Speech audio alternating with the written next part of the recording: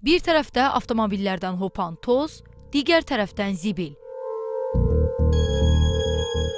Uşaq isə zibilin yanında onun qoxusu ilə yetişən meyvəni dərib yeyir. Yol kənarında minlərlə meyvə ağacları var.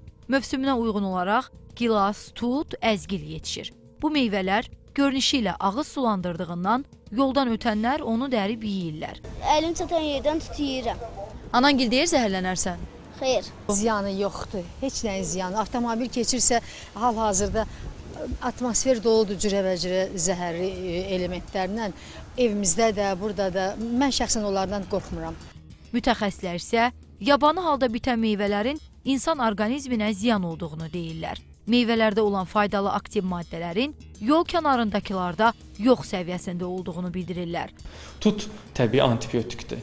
Tutun müalicəvi xüsusiyyəti çoxdur. Sadəcə olaraq tutun özünün ayrıca şəkildə bitməsi yol kənarında bitməsindən fərqlidir. Yol kənarında yabanı şəkildə bitib də ekoloji cəhətdən qeyri-normal olması qida toksiki infeksiyasına kimi gətirib çıxarda bilir. Meyvənin yetişməsi üçün becərilməsi və suvarılması önəmli hesab olunur.